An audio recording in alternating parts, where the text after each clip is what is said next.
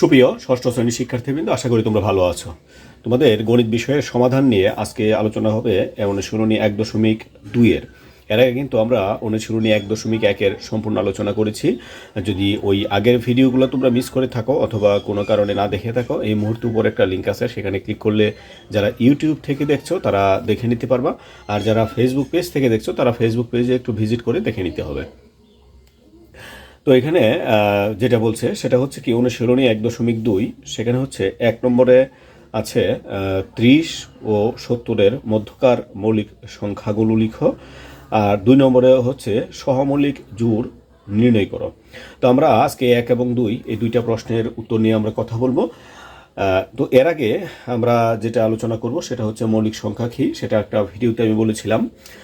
সহজভাবে মৌলিক সংখ্যা হচ্ছে যেই সংখ্যার এক এবং ওই সংখ্যা ব্যতীত অন্য কোনো উৎপাদক নাই তাকে মৌলিক সংখ্যা বলে। মৌলিক সংখ্যার সংজ্ঞাটা আমি কি বললাম?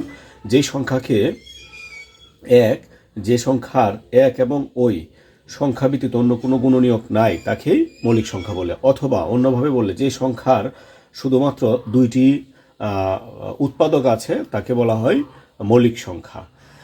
যেই সংখ্যার শুধুমাত্র দুইটি উৎপাদক আছে তাকে বলা হয় মৌলিক সংখ্যা। আরও সহজভাবে বলতে গেলে, যেই সংখ্যাকে এই সংখ্যা এবং এক ছাড়া অন্য কোনো সংখ্যা দিয়ে ভাগ করা যায় না তাকে বলা হয় মৌলিক সংখ্যা। এখন আমি যে তিনটা বললাম, ওই তিনটা থেকে তোমরা যেইভাবে নিতে পারো, যেটা নিতে পারো সেটাই তুমি বলবা, ঠিক আছে? সেটাই হবে তোমাদের মৌলিক সংখ্যা। তা আমাদের বলছে এখানে 30 ও 70-এর মধ্যকার মৌলিক সংখ্যা নির্ণয় করার জন্য আমরা 30 আর 70-এর মধ্যকার মৌলিক সংখ্যা নির্ণয় করতে হলে আমরা আগে 30 থেকে 70 পর্যন্ত সংখ্যাগুলো লিখে নিব। তারপর এখান থেকে যেগুলো মৌলিক সংখ্যার সংজ্ঞায় পড়ে সেইগুলোকে আমরা মৌলিক সংখ্যা হিসেবে চিহ্নিত করব। তাহলে আমরা 1 নম্বরে আগে 30 থেকে 70 পর্যন্ত সংখ্যাগুলো লিখে নিচ্ছি।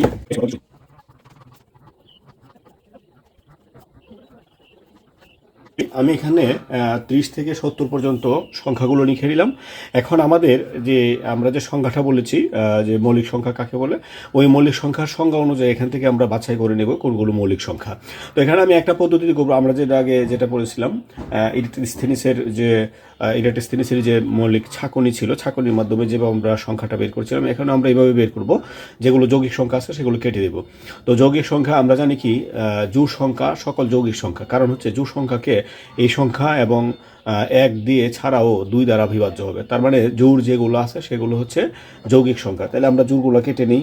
30 হচ্ছে কেটে নিলাম, 32 একটা পরপরই জোড় হবে, তাই না? 36, 38, 40, 42, 44, 46, 48, 50, 52, 54, 56, 58, তারপর 60, 62, 64, 66, 68, 70। আমরা জোড়গুলো কেটে নিলাম। এখন আমরা দেখব 3 দ্বারা কোন সংখ্যাকে ভাগ যায়। তো 31 এটাকে যাবে না, 33-কে যাবে, তাই এটাকে 3 দ্বারা ভাগ যাবে। তার মানে এটা হবে এটা হবে যৌগিক। এখন 3 দ্বারা ভাগ যাবে মানে আর 3 ঘর পর পর যেটা যাবে সেটাকে আমরা কেটে ফেলবো, সেটাকেই 3 দ্বারা ভাগ যাবে। যেমন 34, 1, 2, 3 এটাকে যাবে, 1, 2, 3 এটাকেও 3 দ্বারা ভাগ যাবে, 1, 2, 3 এটাকে 3 দ্বারা ভাগ যাবে, 1, 2, 3 এটাকেও 3 দ্বারা ভাগ যাবে, 1, 2, 3 এটাকে 3 দ্বারা ভাগ যাবে, 1, 2, 3 এটাকেও 3 দ্বারা ভাগ যাবে, 1, 2, 3 এটাকে 3 দ্বারা যাবে, 1, 2, 3 এটাকে 3 দ্বারা ভাগ যাবে, 1, 2, 3 এটাকে 3 দ্বারা ভাগ যাবে, 1, 2, 3 এটাকেও 3 দ্বারা ভাগ যাবে, 1, 2, 3 এটাকে 3 দ্বারা যাবে, 1, 2, 3 এটাকে 3 দ্বারা যাবে। আমরা 3 দ্বারা ভাগ করলে পেলাম। এখন আমাদেরকে 5 দ্বারা ভাগ করতে হবে। 5 দ্বারা ভাগ করার নিয়ম হচ্ছে সেগুলোকে ভাগ যাবে যেগুলোর একক স্থানে 5 আছে অথবা 0 আছে। তাহলে এই যেটা একক স্থানে 5 আছে এটা কেটে দিলাম, এটা 0 আছে এটা কাটা, এটা 5 আছে এটা কাটা, এটা 0 আছে এটা কাটা, এটা 5 আছে কেটে দিলাম, তারপর এটা 0 এটা কাটা, তারপর এখানে 5 আছে এটা কেটে দিলাম, সুন্দর কেটে দিলাম। এখন 7 দ্বারা ভাগ যাবে কিনা আমি দেখব। তাহলে এখানে কত আছে? 6 7 42, এই যে এখানে 7 আছে, অথবা 5 7 35 এখানে আছে। 7 দ্বারা ভাগের হচ্ছে 7টা পরপর কেটে দিব। তাহলে 1 2 3 4 5 6 7 এটাকে কেটে দেব, 1 2 3 4 5 6 7 এটাকে কেটে দেব, 1 2 3 4 5 6 7 এটা কেটে দেব, 1 2 3 4 5 6 7 এটা কেটে দেব, 1 2 3 4 5 6 7 এটা কেটে দেব। তো এখন বাকি যেগুলো আছে এগুলোই আমরা দেখি আরও ভাগ যায় কিনা। 31 এটাকে ভাগ যাবে না, তাহলে এটা হবে মৌলিক সংখ্যা। তারপর হচ্ছে 37, এটাও মৌলিক সংখ্যা। তারপর হচ্ছে 41, এটাও মৌলিক সংখ্যা। তারপর 43, এটাও মৌলিক সংখ্যা। তারপর আছে 47, এটাও মৌলিক সংখ্যা। তারপর আছে 61, এটাও মৌলিক সংখ্যা। তারপর 67। তো আমরা 30 থেকে 70-এর মধ্যে আমরা এগুলো পেলাম হচ্ছে মৌলিক সংখ্যা। তো এটা ছিল আমাদের 1 নম্বর যে প্রশ্ন ছিল, 1 নম্বর প্রশ্নের সমাধান। আমরা এখন 2 নম্বর যে প্রশ্নটা আছে, 2 নম্বর প্রশ্ন আমরা দেখব। 2 নম্বর প্রশ্নে এখানে কি বলা আছে আমরা একটু খেয়াল করি। সহমৌলিক জোড় নির্ণয় করো। প্রিয় শিক্ষার্থী, আমরা এতক্ষণ মৌলিক সংখ্যা নিয়ে কথা বললাম, আমরা এখন কথা বলবো সহমৌলিক জোড় নিয়ে। সহমৌলিক জোড় বলতে যদি দুইটি সংখ্যায় আমরা প্রমাণ করতে পারি, দুইটি হচ্ছে মৌলিক সংখ্যা, মৌলিক আমরা গাণিতিক মানে গুণনীয়কে আমরা ভেঙে নেব। মৌলিক গুণনীয়কে ভাঙার পরে যদি কোনো গুণনীয়ক তাদের মধ্যে মিলে যায়, তাহলে এই জোড়াটি সহমৌলিক জোড়া না। আর যদি মিল না মিলে তাহলে হবে সহমৌলিক জোড়া। তো এখানে আমরা দেখি 2 নম্বরে হচ্ছে ক নম্বরের মাঝে আছে 27 আর আছে কত 54।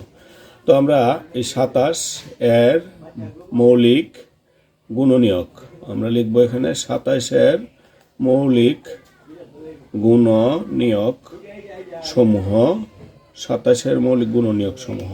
তো আমরা এখানে যেটা করব সেটা একেবারে একটা সিম্পল একটা নিয়মে করব, অথবা আমরা যদি সহমৌলিক না লিখি তাও হবে। যদি আমরা এখানে ওইভাবে লিখি, হ্যাঁ, 27 দিয়ে আমরা 27কে ভেঙে ভেঙে যদি লিখি তাও কিন্তু হচ্ছে। তাহলে এখানে আমরা দেখি এখানে 27, তাহলে আমরা 27কে এখানে ভেঙে ফেলি। এক ধারা যাবে কিন্তু, তাই না? এক ধারা অবশ্যই যাবে, এক এখানে নিয়ে নিবা। তো এখানে 2 দ্বারা এটাকে ভাগ করতে পারবা না, 27কে 2 দ্বারা ভাগ যায় না, 3 দ্বারা ভাগ যাবে। 3 নং হচ্ছে 27, আবার এটাকে 3 দ্বারা যাবে। তাহলে এখানে কত আসলো? এটা কি মৌলিক সংখ্যা হয়ে গেছে। যতক্ষণ পর্যন্ত এটা মৌলিক না হবে ততক্ষণ পর্যন্ত ওইভাবে চলতেই থাকবে। তবে এটার মধ্যে একটি ধারাবাহিকতা রক্ষা করবা, সেটা হচ্ছে প্রথমে 2 দিয়ে ভাগ করার চেষ্টা করবা। 2 হচ্ছে একেবারে সর্বনিম্ন মৌলিক সংখ্যা, তারপর হচ্ছে মৌলিক সংখ্যাগুলো দিয়ে, যেমন 3, তারপর হচ্ছে কত 5, 7, ওইগুলো দিয়ে। যদি না যায় একটা দিয়ে একটা রেখে আর একটা, তাহলে কত 3 গুণ 3 গুণ 3, তাহলে আমরা এখানে দেবো 3 গুণ 3 গুণ 3। তার মানে 27 সমান কত পেলাম? 1 গুণ 3 গুণ 3 গুণ 3। এর আগে এখানে লিখে নিতে পারো এখানে, হ্যাঁ। তারপর এখানে কত আছে 54। 54কে আমরা যদি ওইভাবে করি, 2 দ্বারা ভাগ করি, তাহলে কত হবে 27, আবার 2 দ্বারা যাবে না, 3 দ্বারা যাবে। 3 নং 27, আবার 3 দ্বারা। তাহলে 1 কিন্তু আমরা প্রথমে নিয়ে নিব। এখানে আছে কত 2, 3 গুণ 3 গুণ 3। তো এখন আমরা যে বিষয়টা আমরা খেয়াল করব, আমাদের এই যে 27-এর গুণনীয়কগুলো হচ্ছে কত 1, 3, 3, 3, তাই না? মৌলিক গুণনীয়ক হচ্ছে 1 আর 3, এই তো। আচ্ছা, আর এখানে আমরা যেটা দেখলাম যে মৌলিক, এখানে 54 এর মৌলিক গুণনীয়ক হচ্ছে এগুলো। তো এখানে আমরা যেটা দেখলাম এই যে 27 এবং 54 এর মাঝে 1 ছাড়া অন্য কোনো সাধারণ গুণনীয়ক মিল আছে কিনা আমরা দেখব। তাইলে 1 ছাড়াও কিন্তু সাধারণ গুণনীয়কগুলা মিল আছে, তাই না? তো যেহেতু 1 ছাড়াও মিল আছে, তাহলে আমরা এখানে একটু কাজ করি। কাজটা হচ্ছে আমরা যদি এখানে লিখে ফেলি, তাহলে এখানে আমরা লিখব, এখানে লেখার দরকার নাই, লিখবা এখানে 1 ছাড়াও, এই যে এখানে দেখো 3 আর 3, 3, 3, 3, 3 মিলে গেছে। 1 ছাড়াও আরও কিন্তু কি রয়েছে, 1 ছাড়াও সাধারণ গুণনীয়ক রয়েছে। 1 ছাড়াও সাধারণ গুণনীয়ক রয়েছে। সাধারণ বলতে আমরা কি বুঝি? যেগুলো একসাথে মিশে যায়। তো 1 ছাড়াও সাধারণ গুণনীয়ক রয়েছে, সুতরাং সংখ্যা দুইটি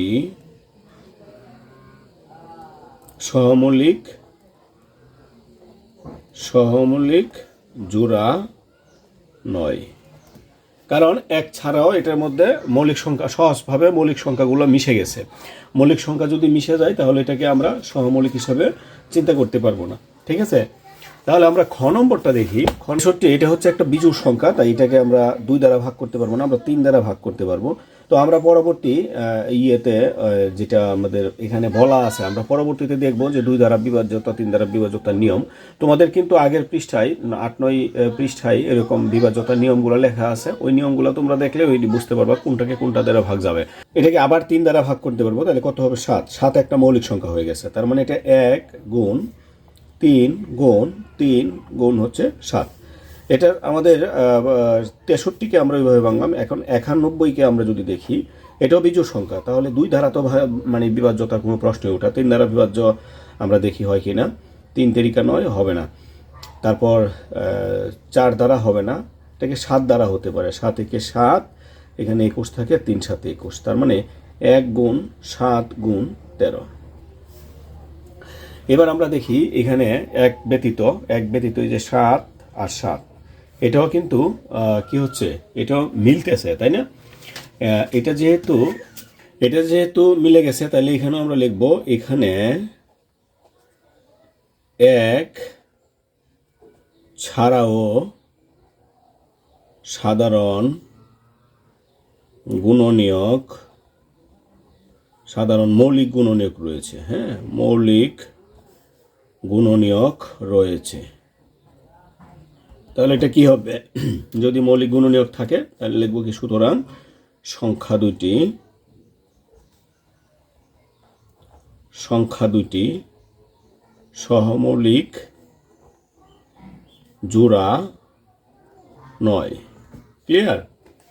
আমরা এখন গ নম্বরটা দেখি। গ নম্বরটা দেখলে আরো সহজ হবে। গ নম্বরে আছে হচ্ছে 189 আর হচ্ছে 210। এবার আমরা এখানে দেখি 189 আর হচ্ছে 210। 189 এটা বিজোড় সংখ্যা, 2 দ্বারা ভাগ যাবে না, 3 দ্বারা ভাগ যাবে। 3 দ্বারা ভাগ গেলে 3 6 18, 3 তিরিকে 9। আবার এটাকে 3 দ্বারা ভাগ করতে পারবো, 3 দুগুণে 6, 3 একে 3, এটাকে আবার 3 দ্বারা যাবে, কত হবে 7। তাহলে আমরা কি লিখবো, 1 গুণ 3 গুণ 3 গুণ 3 গুণ হচ্ছে 7। এবার আমরা 210-কে ভাগ করব, 210 3 দ্বারা যাবে, 3 7 21 আর হচ্ছে 0। সরি, আমি ভুল করে ফেলেছি, 210 আছে, তার মানে এটাকে জোড় সংখ্যা 2 দ্বারা ভাগ যাবে। 2 দ্বারা ভাগ গেলে 2 একে 2 আর হচ্ছে এখানে 10, এটা একবার যাবে না, 5 দুগুণে 10। এখন এটাকে 3 দ্বারা ভাগ দিতে পারবা, 3 তিরিকা 9, 3 5 15, আবার 3 দ্বারা ভাগ দাও, সরি 3 দ্বারা না, 7 দ্বারা যাবে, 5 7 35। তাহলে এখানে কত দাঁড়ালো, 1 গুণ 3 গুণ, সরি এটা 5 দ্বারা যাবে, আমি ভুল করে ফেলেছি, 5 দ্বারা যাবে 7 বার, 5 গুণ 7। তাহলে এখানে আমরা যেটা দেখলাম, এক ব্যতীত এই যে 3 3 মিলে, তারপর হচ্ছে 7 7 মিলে যায়। তাহলে আমরা লিখব, এখানে এক ছাড়াও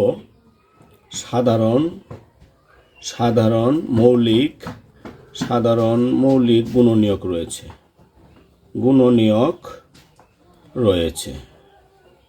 তাহলে কি লিখব, সুতরাং সংখ্যা দুইটি মৌলিক জোড়া নয়। লিখে ফেললাম, আমরা গ নম্বর করে ফেললাম। এবার আমরা ঘ নম্বরটা একটু দেখব, খুবই সহজ। আমরা ঘ নম্বরটা করার পর আজকের ভিডিওটা আমরা শেষ করব। তো ঘ নম্বরে যেটা আছে, ঘ নম্বরে কত আছে, 52 আর আছে 97। তো আমরা দেখি 52 এক তো গুণ হবেই, আর হচ্ছে কত 97, এটা এক গুণ হবে। আমরা 52-কে ভাগ করছি, যেহেতু জোড় সংখ্যা 2 দ্বারা ভাগ যাবে, 26 দুগুণে 52, আবার 2 দ্বারা ভাগ গেলে 13, তার মানে এখানে কত হচ্ছে 2 গুণ 13, এটা হচ্ছে 52। এবার 97-কে আমরা যদি ভাগ করি তাহলে আমাদের কত দ্বারা ভাগ করা যায়, আমরা দেখি 3 দ্বারা ভাগ করতে পারি কিনা। 3 দ্বারা ভাগ করা যাবে না, 4 দ্বারা ভাগ করা যাবে না, 5 দ্বারা যাবে না, 6 দ্বারা যাবে না, 7 দ্বারা যাবে না। এটাকে আমরা কত দ্বারা ভাগ করতে পারি, ভাগ করা সম্ভব না। 97 একটি মৌলিক সংখ্যা। তাহলে আমরা কি লিখব, এখানে এক ছাড়া অন্য কোনো অন্য কোনো মৌলিক সাধারণ গুণনীয়ক নেই। সাধারণ, ভুল করেছি, সাধারণটা এখানে আসবে। সাধারণ মৌলিক গুণনীয়ক নেই। সুতরাং সংখ্যা দুইটি মৌলিক জোড়া। সংখ্যা দুটি মৌলিক জোড়া, সরি মৌলিক না, সহমৌলিক। হ্যাঁ, সহমৌলিক জোড়া। তো প্রিয় শিক্ষার্থী, এটা 1 এবং 2 এর সমাধান ছিল। আগামী ভিডিওটা শীঘ্রই আসবে অন্যান্য সমাধান নিয়ে। তো আজকে এখানে বিদায় নিচ্ছি। সবাই ভালো থেকো। ধন্যবাদ সবাইকে।